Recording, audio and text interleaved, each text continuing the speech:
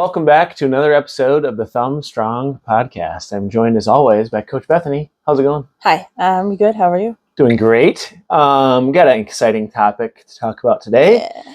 So today we want to talk about whether or not you're using the right weight for your training. And also within that, how to maximize and get the most benefit from your training. Yes. To make sure that we're actually seeing progress, building muscle, building strength, right? So after working with clients for 10 years and doing group training and personal training, I've had the question, a lot of people, when we ask them like, hey, how did that set feel? Or how'd the weight feel?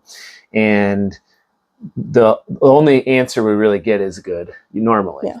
So to help them understand if the weight is right or not, we're going to kind of break it down into simple terms in today's episode, basically how we teach our clients to know if they're using the right weight, other than, because you might be thinking to yourself when you're doing a workout, like, okay, am I using the right weight? Is it heavy enough or is it too heavy? We want to kind of break it down so that you can understand how heavy it should be, and then some other nuances as well from your training. So Yes. We want to help you choose the right weight, how hard those sets should feel, when to increase the weight or the reps, why form and tempo matter, sometimes or often more than the weight itself, how often we should train our muscles each week, and then how to build muscle and strength safely. So the best weight is not necessarily the heaviest weight that you can move. It's the heaviest weight you can control with good form and technique, with enough effort to challenge the muscle. So in other words, the heaviest weight that you can perform that rep with great form, tempo, and challenging yourself, right? Right. So not just the heaviest weight. Yeah. All right. So we'll get into kind of the first main thing, or actually a couple maybe mistakes that we often see is, and I'm sure we both have this in every class. Even we might have, some people that they're lifting too heavy of a weight to where their form is breaking down. Mm-hmm. And so they're not lifting it to the proper technique. And so they're not going to get the most benefit from that, or they might risk themselves for injury. Then we have the other side where it's the people that are grabbing too light of weight, and they could do twice as many reps as they're actually doing. And so they're not going to get that benefit that they're looking for. Right.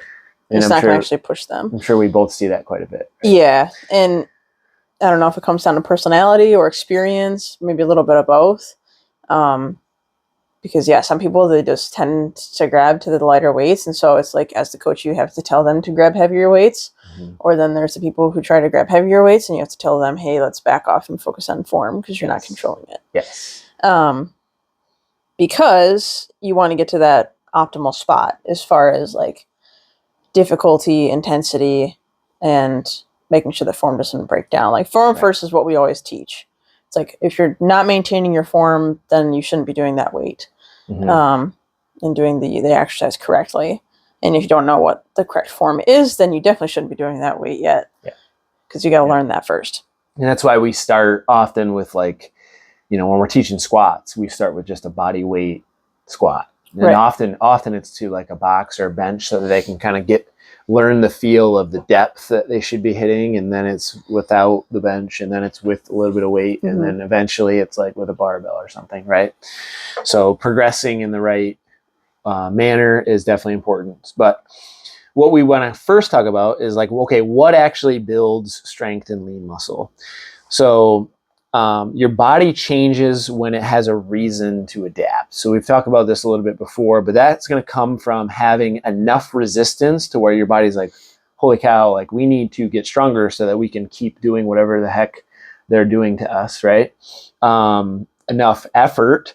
So you have the resistance, the effort, and then enough volume over time, and then just consistency with that to be able to continue to build strength and build that muscle.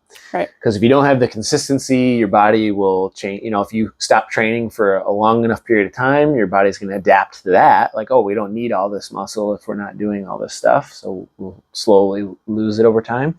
But if you stay consistent with it, you will keep it, at least maintain that strength and muscle. Yeah. Which is equally as important, right? For sure. So you don't build muscle just by moving weights around. You build it by giving your body a challenge for it to respond to. Mm-hmm. And there is some nuance and some strategic methods and stuff that you need to implement in order to build that lean muscle. So, for example, if somebody uses 10-pound dumbbells for every workout every week for a prolonged period of time, that workout eventually is going to be way too easy and their body's going to adapt and they're going to hit a plateau. So there's no reason for you to get stronger if you're just using the same exact weight all the time. So it's not necessarily needing random hard workouts. You need the right amount of challenge done consistently. Correct. So that's kind of how you actually build muscle, create adaptation. So Bethany, number 3 here, how to know if the weight is right. Yes, this is a good one. So you want the right weight to be challenging but controlled. So the weight should not be controlling you. You should be controlling the weight. Right. A good way to measure this, or a good sign that this is the right weight, is that this set feels hard, and not just like, oh, it started to burn, but like actually hard. Like the last few reps are very challenging. Not just like, oh, they started to slow down. Right. They should feel as if you're questioning if you can even do the rep. Yep. But you're still squeezing it out. The other part is your form stays solid. So people will tend to alter their form to make it easier, to just like do the rep rather than do it correctly. And you got to make sure your tempo stays controlled too. So like the easiest way to describe this is like bicep curls. Like if you're controlling up and down, and all of a sudden on the last few, you're just like letting it drop and then just like curling up, letting it drop. Yeah. Well, you're losing half the benefit of the actual exercise by not controlling that weight back down. Like you have to be consistent in your tempo, everything like that. Obviously it's going to slow down and be harder for it to, lift up. Mm-hmm. And you should end feeling like you maybe had 1 to 3 reps left before failure, or before failure that form breaks down completely. Yeah. Yes. Which, caveat to that, I've had people go to failure just to see, like, where. It's good to do that so that you kind of know where that point is. Right? And I mean, even we have a hard time judging it too sometimes. Yeah. Of like to see where you're truly at and be like, okay, like do it until you physically cannot do it anymore. Yeah. So like for obviously not like for back squats, that's not a great idea. Unless you're really good at bailing and very experienced. But if you're doing bench press and you have a spotter, it's like going until you absolutely can't get that bar up off your chest anymore. You're using a weight that you're like, oh, I'm doing, 5 reps with this. And you're like, yeah, it's pretty heavy. And then all of a sudden it's like, okay, we'll go until you can't do it anymore. And then you get like 13 reps with it. Yeah. It's like, that was obviously too light for the adaptation that you were going for, if you can get 13 reps with it. Mm-hmm. So being able to see like, oh yeah, I think I can only do 3 more. But then when you actually push yourself there, you realize how much you have left in the tank. Yes. Yeah. And then sometimes people, they're the opposite. They're like, oh yeah, I have like 1 to 3 reps left in the tank. And then you go up and weight and then they can't do that weight or something like that. So again, it's just checking where you're at.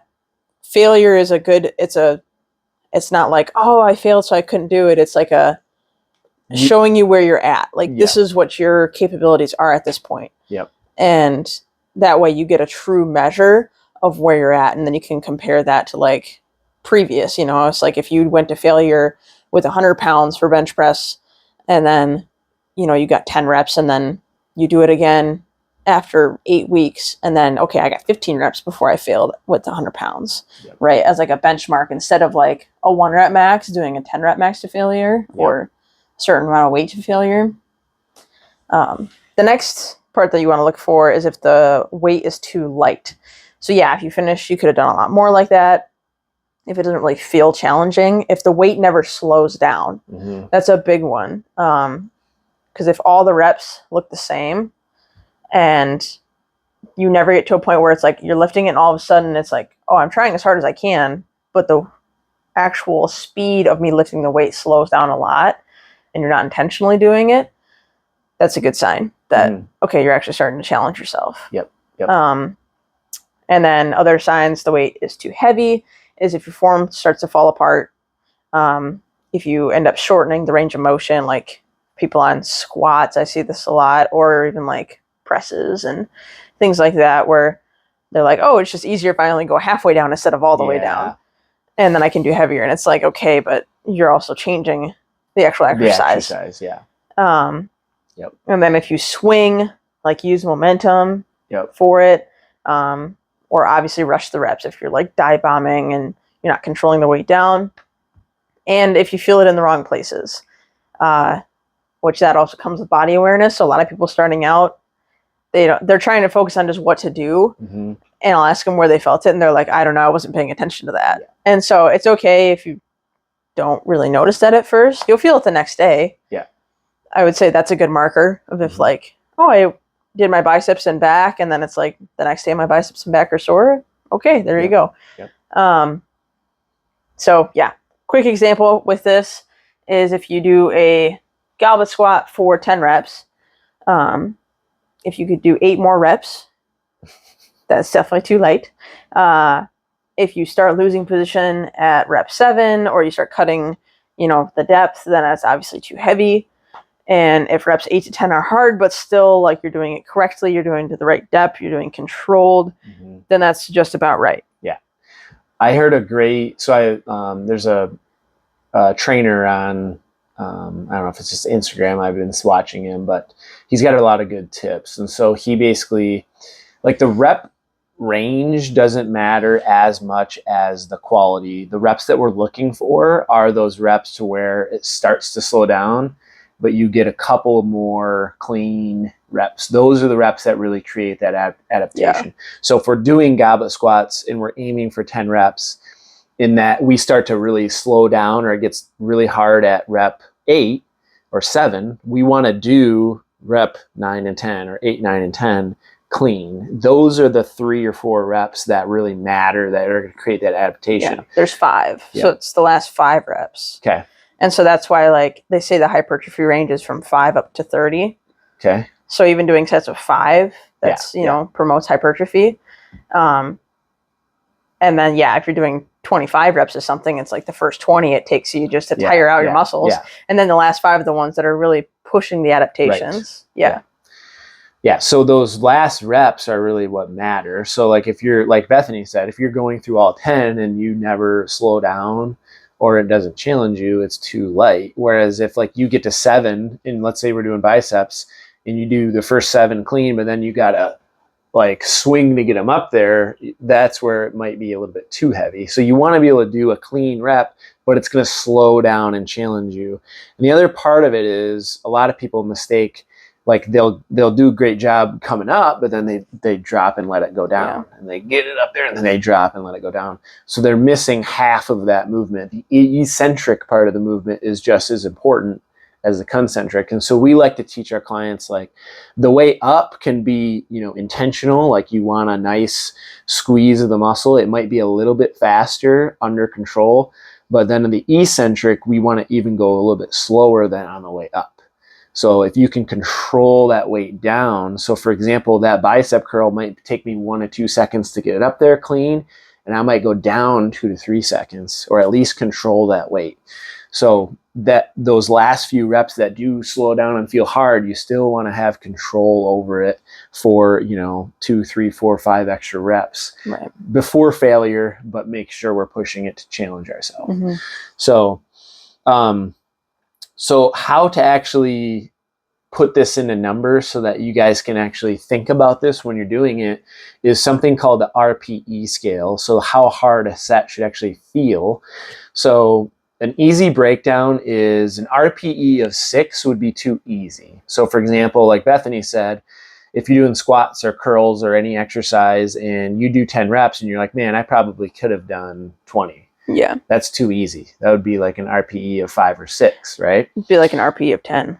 If you can do 10 more reps, you know. RPE of 10 would be the failure, the heaviest, the hardest. Or Right. yeah. So it'd be like a 1. It'd be like a 1. It'd be like 1. Yeah, you're right. RPE of 7, this is maybe you have 3 reps left in the tank. RP of 8 would be like 2, and RP of 9, maybe you have 1 good rep left. Yep. And then RP of 10 is like you have no good reps left. Or in other words, you're going to failure, which sometimes that can be necessary to establish a benchmark, like we said. Like, so maybe in the start of a program, like maybe we're starting a new progression or something like that, might not be a bad idea to go right to failure. So that way, you know, okay, I can do 25 reps for 12 or 25 pounds for 12 reps before I completely fail. So then your training, you want your training to be between a 7 and a 9. And that first set might be a 7. So the first set, I like to do more of like a warm up or preparation set. I'm not doing the hardest set first. I'm typically going to do, maybe I use a slightly lighter weight, and I'm doing an RP of 7 for that first one. And then, so let's say we're doing 3 sets. The second set might be a little harder. Maybe that's an RPE of 8. And then the last set, that's where I'm going to push it. Maybe that RPE is at a 9. And you can even do 2 sets at that RPE of 9 too, right? But that's how I like to do it personally. I usually use that first set as more of like that warm up, kind of seeing how my body's feeling, because it is going to fluctuate week to week based on your recovery and the amount of energy you have and the sleep and stuff. So don't beat yourself up if like the week prior, oh, I did 30s for 10 reps, no problem. And this week they're feeling really heavy. It's okay. Just go off the RPE. How is it actually feeling? Choose a weight to where, okay, I'm at an RPE of 7, 8, or 9 for those sets. The other mistake people make is those first couple sets are too light, whereas they're only having like 1 set in the RPE range of 7 to 9. Yeah. Like the first 2 sets are way too light. They're only like a 3 or a 4 or a 5 or a 6. Right. And then they have like maybe 1 good set in that RPE range. So if that's the case, maybe you're warming up with your normal weight and you're like, oh, wow, that actually felt really light today. You might have to do an additional set to get those 3 sets in that RPE range. Yes. So agreed. Basically, let's use one more example. So if you're doing machine chest press, right, and you could do 5 more reps before you really got to where your form is breaking down or failure, it's a little bit too easy. If you had maybe 1 to 2 more to go before you failed or before it starts to break down, that's a good set. So 1 to 2 reps before you reach that point. If your form breaks down at rep 7 or rep 8, that might be too heavy, right? So that's just an example of how to kind of gauge that. So we want challenging reps, not ugly reps. Yeah. So the question is, do you need to go to failure? No, not on every set. You don't need to end with every set that you do for every exercise just absolutely wrecking you. Yeah. Obviously, that's not sustainable. It keeps you more prone for injury. It's just exhausting too when you're truly pushing to failure. Now, is it beneficial? Yes. To not do it all the time, but to do it sometimes, as we've mentioned, like see a baseline, or to do it on like the last set of an exercise. Yep. If it's a good exercise to do it on. Yeah, that's a big thing, is the actual exercise and what piece of equipment you're using matters drastically. Because obviously you're not looking to go into the gym and go to failure on deadlifts or squats every time. That'd be dangerous, right? That would be very bad. So, but if you're doing like a machine, right? Like it's obviously safer because it's just, you can let the weight down like it's on a machine. You don't have to worry about the weight crushing you or injuring you as much. So like on an isolation exercise or a machine, something like that, you can push it closer to failure more often. Whereas like if you're doing back squats or deadlifts, something like that, you're definitely going to want to stay more in that RPE range of 7, 8, or maybe 9. You definitely don't want to fail those all the time. And bench press if you don't have a spotter. Yes, and bench press if you don't have a spotter. Yeah. But yeah, even like dumbbells would be okay. But yes, more of the isolation exercises of like, I'm working just my biceps. So isolation of just one muscle group or a machine rather than okay, yeah, let me do this on bench press and then go to failure every time. It's like, that's not the best way to do it. No. I mean, even things like pull-ups, I mean, that one is just, if you can't pull yourself up, then you're done, you know? So it's simple things of like, you don't have to like squeeze yourself out from underneath of a barbell. You can pretty much push that, you know, as hard as you want to. But then also you have to take into consideration, like, if you're pushing yourself to failure, it takes a lot out of you. Yeah. So if you're doing to failure on leg extensions, that's a big muscle that you're working. It takes a lot of effort. It's a lot of strain versus going to failure on dumbbell lateral raises. Like, you can go to failure on those with pretty light weights. And so while it's like hard or difficult, like on your shoulders, it's not really that hard, like systemically overall. Right. So it's like, kind of keep in mind of what you're doing in that workout, like recovery workout to workout, right? You don't want to destroy yourself on Monday and then you can't work out again until next Monday. Right. Right. So keeping that in mind too. Yep. Of like, bottom line is failure is a goal or tool. It's a tool, not a goal. Yeah. Just kind of keeping that at bay of like, sometimes use it, don't use it all the time. It's no different than, and actually I think people do this too often too.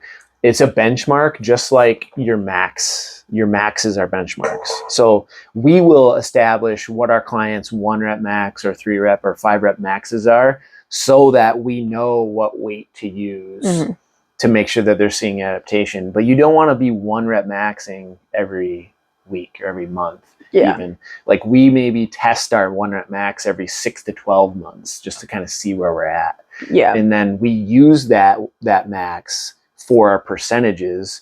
So that way, if you take a percentage, let's say we're doing bench press and Bethany's 1 rep max bench press is 165. Yeah, something like that. 165. You know, and so for 4 weeks, we're going to do 4 sets of 5 reps.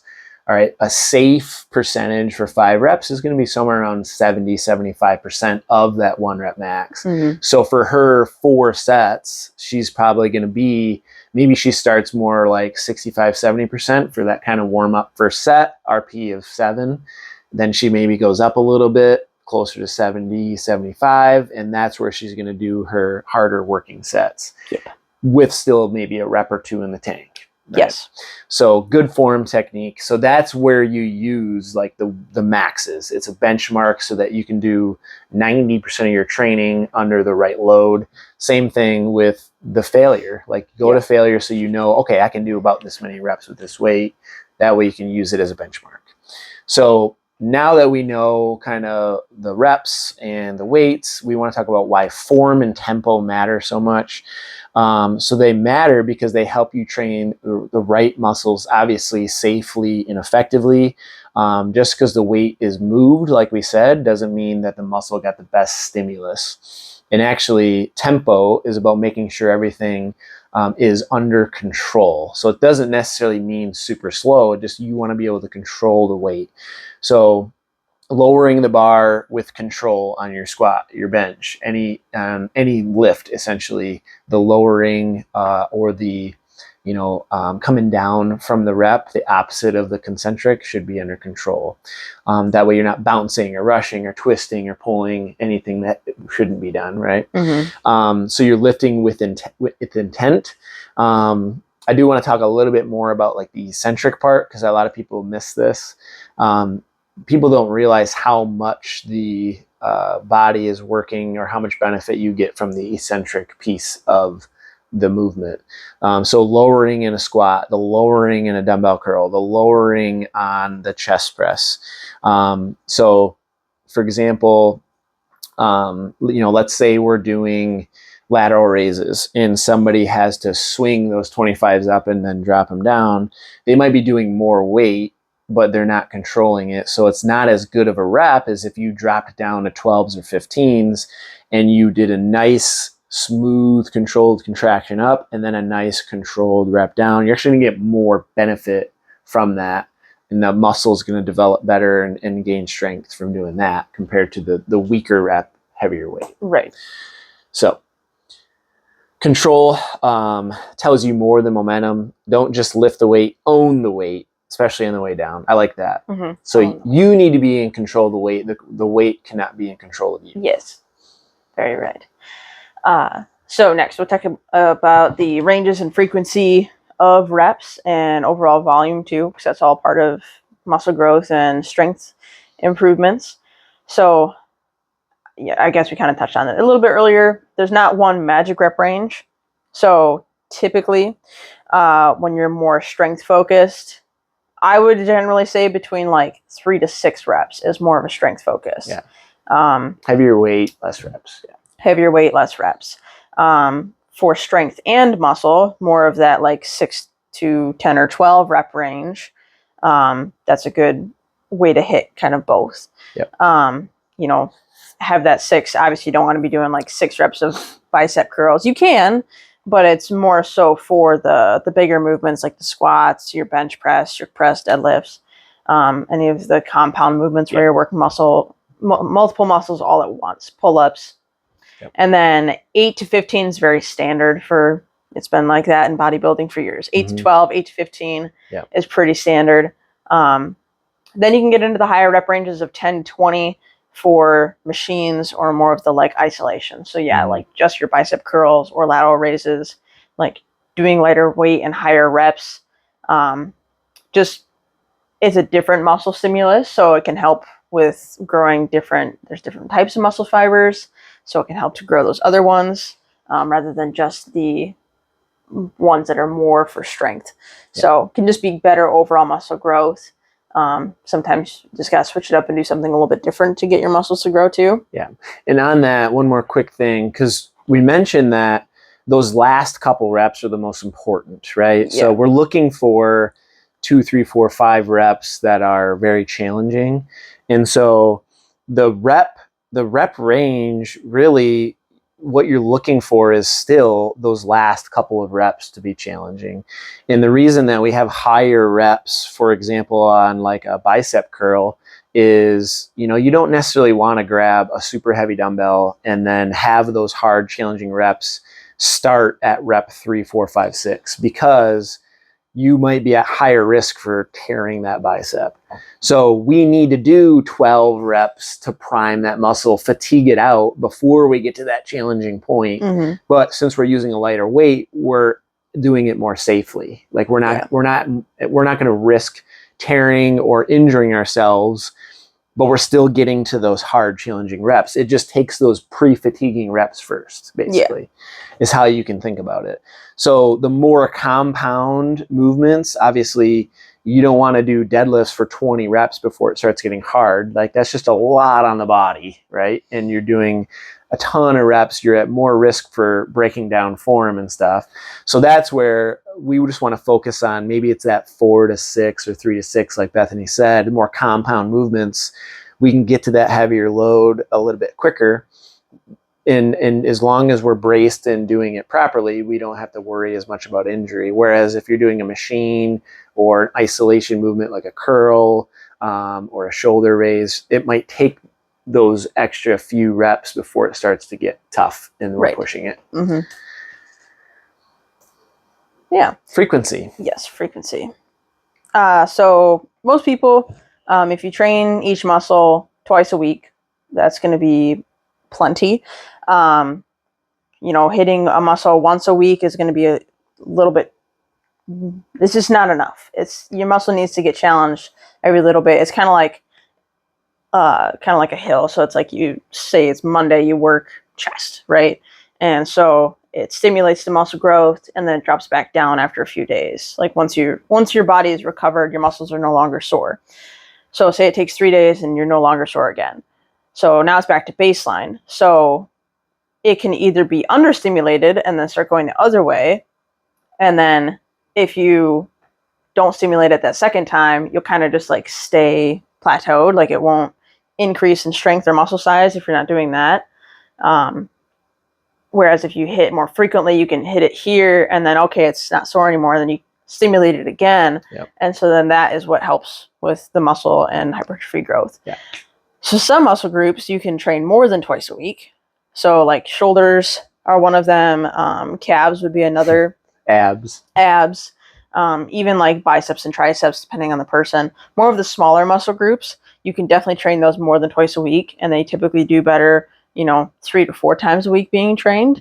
Now, keep in mind, like your triceps and biceps are secondary movers. So anytime you do a chest, shoulder, or back, you're also getting some bicep and tricep. So it's not like you have to do 3 to 4 days of bicep curls and tricep extensions. Yes. You could do 1 to 2 days of your shoulders and your chest, right? And then also add in like an arm day. So that way you're getting your 3 different days. Right. Yes. But yeah, I think a lot of people, especially the people that go into the gym, it's kind of fixated, or it's kind of normalized to do like one muscle group a day.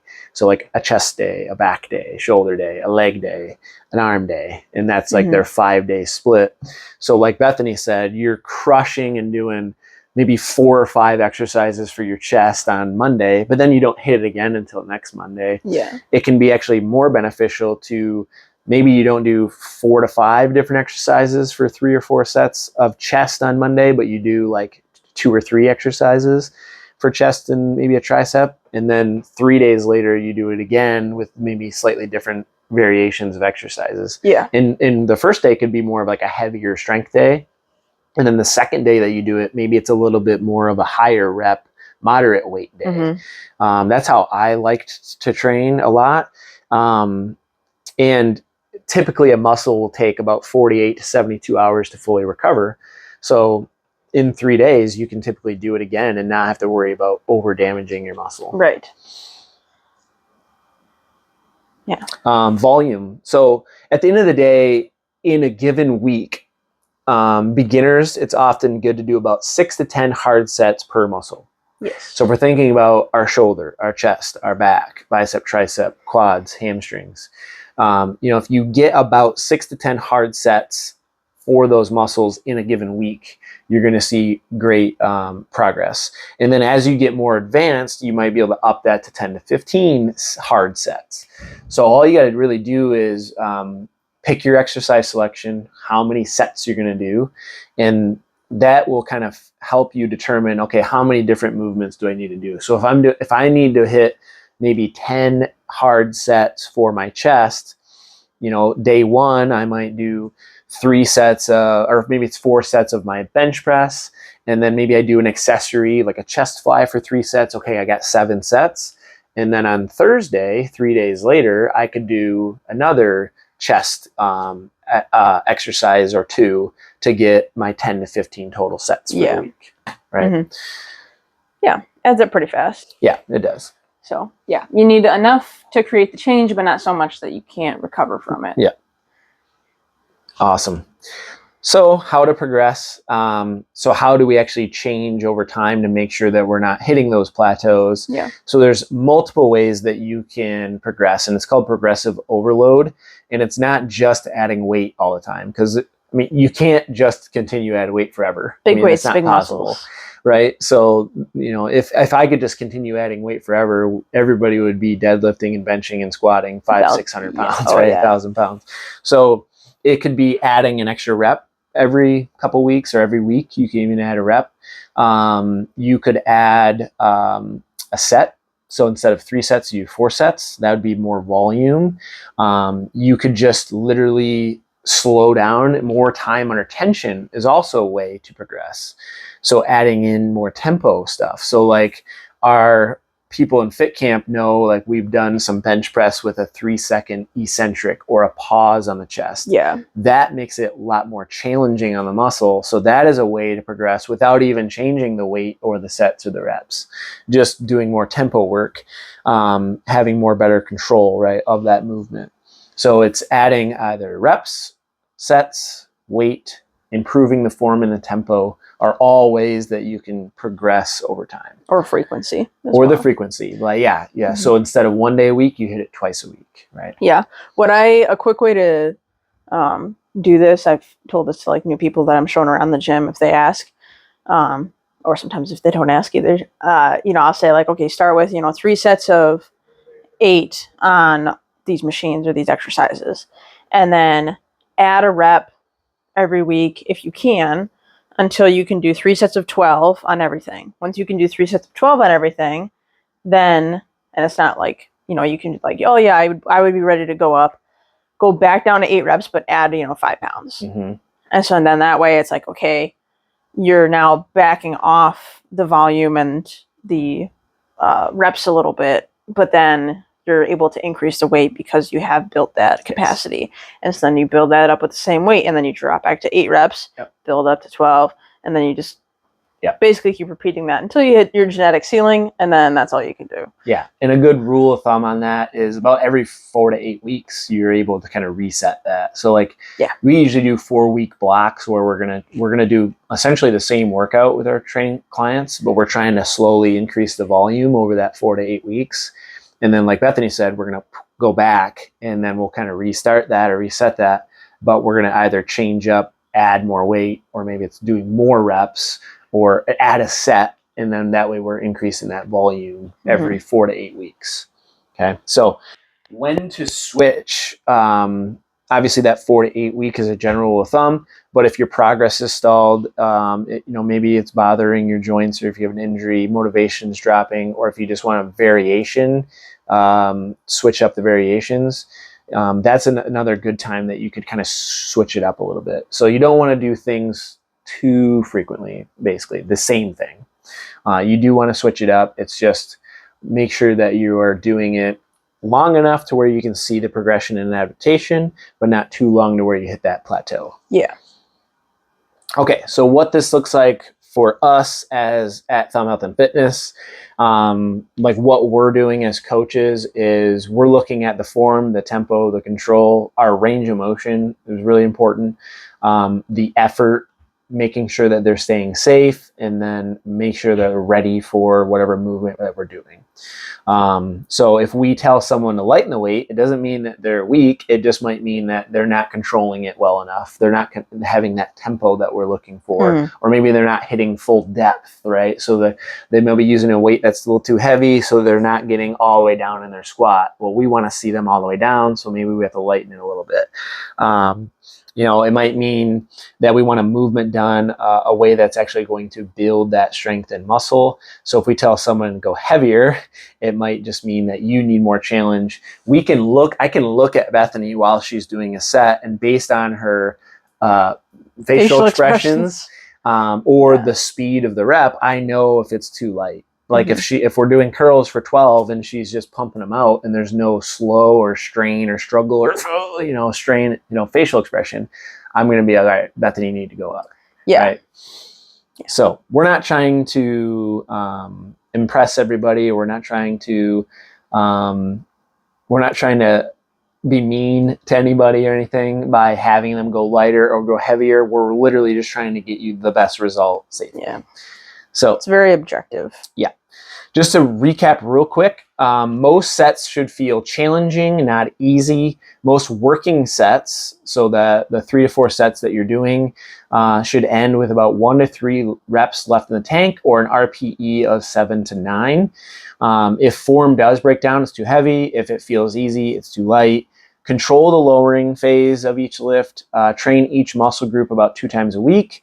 Progress by adding reps, weight, sets, or better execution, like we said, with maybe slower, more controlled reps. You do not need to hit failure every set. You do not need to change exercises all the time or too often, because that consistency is going to beat perfection. Okay, so the right weight is the one that makes the set hard while still letting you move the weight well. That's how you're going to build that strength, build that lean muscle, and stay healthy enough to continue doing it, which is equally important. Yes. Right? So hopefully this was helpful. If you have any questions, let us know. Use that RPE in your head, because we can recommend really well after doing this for so long. But at the end of the day, you're doing the weight, and only you really know how difficult something was. So use that RPE after you finish the set. Okay, how many reps could I maybe have done? And if you can do 5+ more reps, it's a little bit too light, right? Or if you're doing a weight that you know is too much to where you're like, oh, I didn't get depth on that, or I was really, really struggling to control that weight down, you need to actually tell yourself, okay, maybe I do need to go a little bit lighter, right? So at the end of the day, it does come down to you. So use these strategies. And if you have any questions, let us know. Until next time, stay healthy and go get stronger and build some muscle.